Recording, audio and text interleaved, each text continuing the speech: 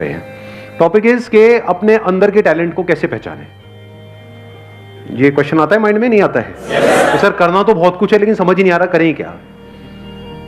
तो अगर किसी के पास में इस टॉपिक का या इस क्वेश्चन का जवाब है तो अपना हाथ ऊपर कर सकते हैं। मैं कहूंगा बोलने के लिए, फिर बोल सकते हैं। हाँ, उनको देना माइक। सर पहले साइलेंटली अपने आप को देखें कि तुम्हारे अंदर क्या अच्छा है, किस चीज़ में तुम बेस्ट हो, किस चीज़ में तुम अच्छे हो। तो इससे तुम्हें प्लस पॉइंट होता है कि तुम्हें पता चलता है कि हाँ इस फील्ड में हम अच्छे हैं, तो इसमें हम सक्सेस। लेकिन यहाँ पर एक प्रॉब्लम है बहुत बड़ी, क्योंकि अभी आप लोगों की एज इतनी ज़्यादा नहीं है, इतना कुछ किया ही नहीं है लाइफ में, तो ये समझ ही नहीं आएगा कि मैं किस में अच्छा हूँ। और ज़रूरी नहीं है जिसमें आप खुद को अच्छा समझ रहे हो उसमें आप एक्चुअल में अच्छे हो। जैसे अपना गाना सबको बड़ा अच्छा लगता है बाथरूम में जब गाते हैं, लेकिन बाहर से गालियाँ पड़ रही होती हैं।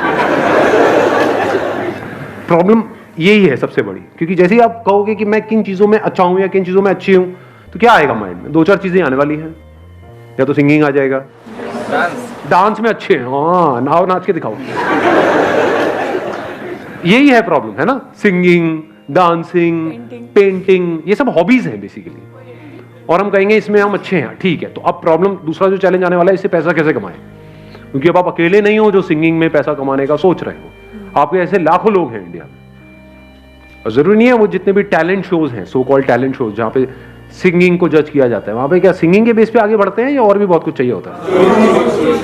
एक कहानी नहीं चाहिए होती है, किसी दुखियारे की कहानी कि ऐसी जगह से आया है जहां पर चारों तरफ मौत ही मौत थी और वहां से भी वो जिंदा बाहर निकल करके आया है। गाना गुना क्या है, वो तो सेकेंडरी है। सच कह रहा हूं गलत कह रहा हूं? सही कह रहे हो।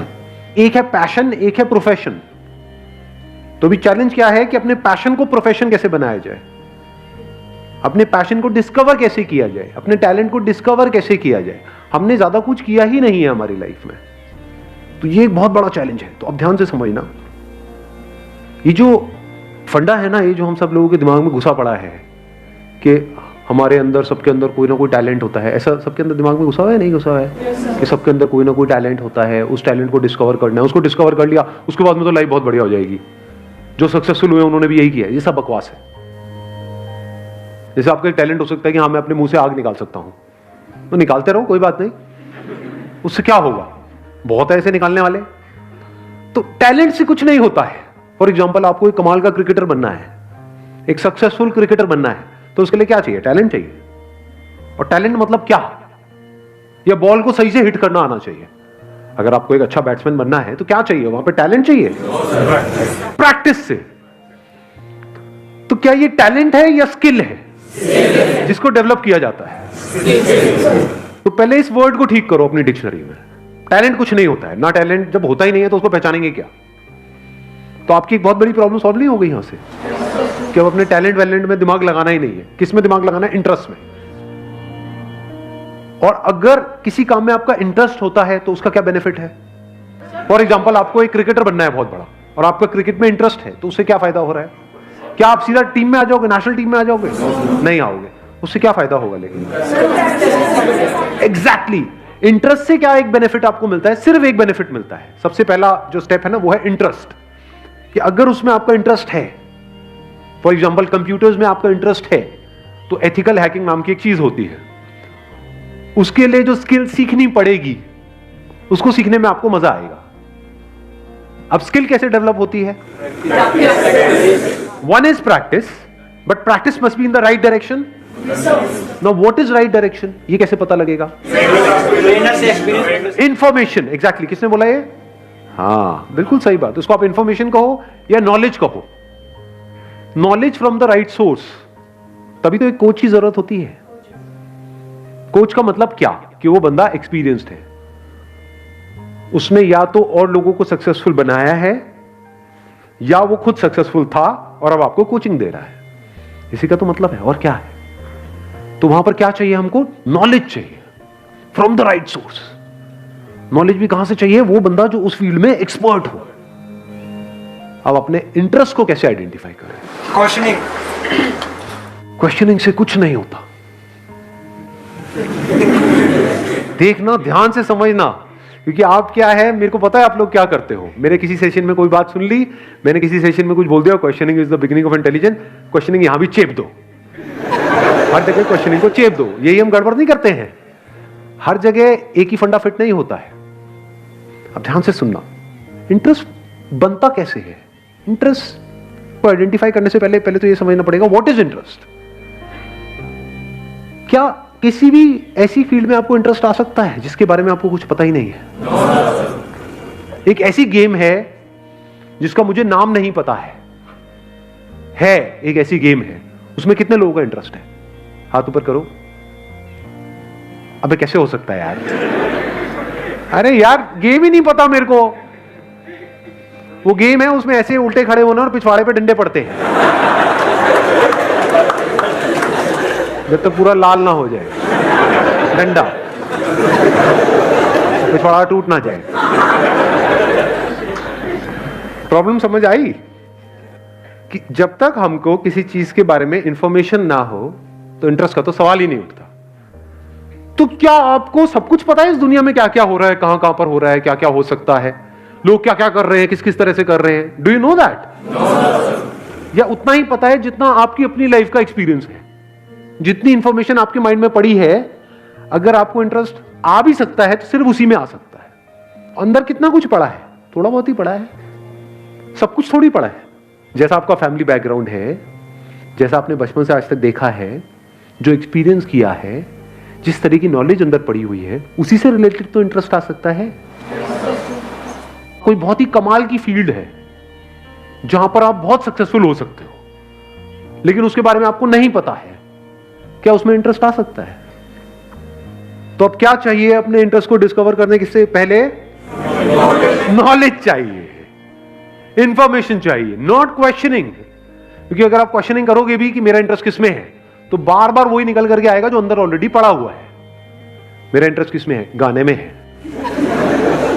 लेकिन गाना तो मेरा बहुत मार पड़ती है जब भी गाता हूं। मेरा इंटरेस्ट किसमें है? गाने में है, लेकिन ये तो हो चुका है। मेरा इंटरेस्ट किसमें है? डांस में है। हाथ कहीं जाता है, पैर कहीं जाता है। प्रॉब्लम समझ आ रही है? क्योंकि अगर आप बिना एडिशनल नॉलेज और एडिशनल इंफॉर्मेशन के क्वेश्चनिंग करोगे तो बार बार वही निकल करके आएगा जो अंदर पड़ा होगा। जैसे कंप्यूटर में जो डेटा पड़ा हुआ है, जैसे कुछ पूछोगे वही तो निकल करके आएगा। हार्ड डिस्क में जो इंफॉर्मेशन पड़ी है, ये आपकी हार्ड डिस्क है, उसमें अगर कोई क्वेश्चन पूछोगे तो वही निकल के आएगा जो ऑलरेडी वहां पे पड़ा होगा। तो अब दो चीजें हो सकती हैं, या तो जो ऑलरेडी पड़ा हुआ है वहां पे आपने क्वेश्चन पूछा अपने आप से कि इसमें से क्या है ऐसा जिसमें मुझे इंटरेस्ट भी आ रहा है, प्लस मैं इसको अपना प्रोफेशन भी बना सकता हूं, रियलिस्टिकली एंड प्रैक्टिकली। बहुत बढ़िया है अगर वहां से आंसर आ जाए तो। नंबर 1। नंबर 2, अगर ऐसा नहीं हो रहा तो आपने अपने आप से क्वेश्चन पूछा, अच्छा मेरा क्या इंटरेस्ट है, बट आपको कुछ भी उसमें से प्रैक्टिकल नजर नहीं आ रहा, अब क्या करें? नई इंफॉर्मेशन गैदर करो। सिंपल है ना यार, इंफॉर्मेशन एज में हम बैठे हैं। देखो दुनिया में लोग क्या क्या कर रहे हैं, देखो किस किस तरह की फील्ड्स हैं। बहुत लोग ये काम भी नहीं करते हैं कि नहीं हमें तो सब पता है। अबे क्या पता है तुम्हें? कुछ नहीं पता है। यहां से शुरू करो, क्योंकि जैसे आप बोलोगे ना हाँ मुझे तो सब पता है, तो अब क्या होगा, आप एक ही तरह के उसमें स्ट्रक्चर में घूमते रहोगे बस। और वहां पे अगर कुछ अचीव कर भी लिया तो जरूरी नहीं है कुछ बहुत बड़ा होने वाला है। लाइफ में कुछ बड़ा करना है ना, तो ऑब्जर्व करो ऐसे ऐसे लोगों को जो एक्चुअल में कुछ बड़ा कर रहे हैं। ऐसे कितने लोग हैं दुनिया में? कितनी सक्सेस स्टोरीज होंगी इस दुनिया में? लाखों हैं। अगर पास्ट को भी इंक्लूड कर दो तो करोड़ों हैं। तो अगर उन लोगों के बारे में आप पढ़ने लग जाओ, उन लोगों को सुनने लग जाओ, तो दिमाग खुलेगा नहीं खुलेगा? हाँ, एकदम से आइडियाज आएंगे नहीं आएंगे? हाँ, उनको देना पीछे माइक।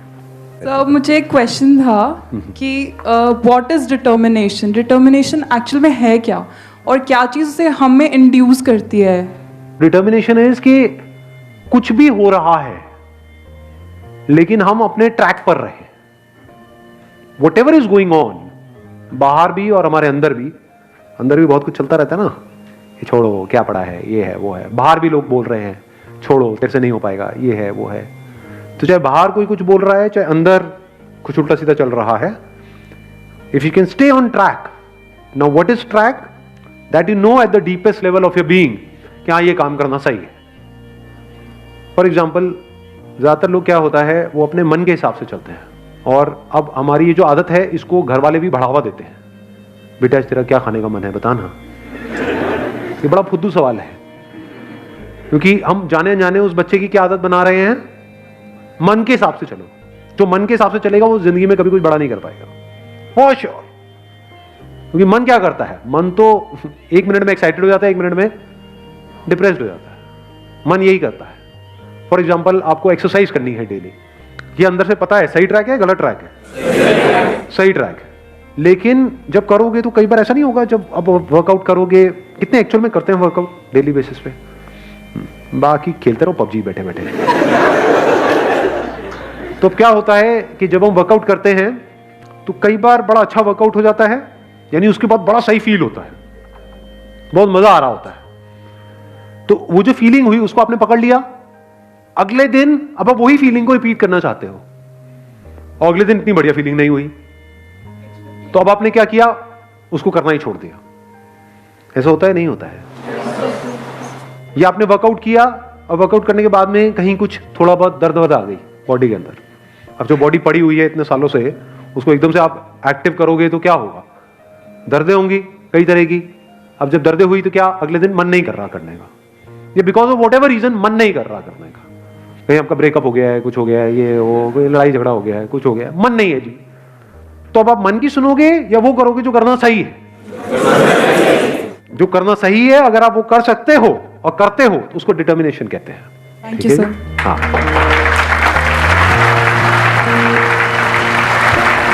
चलो जी, wish you all the very best, thank you so much for coming.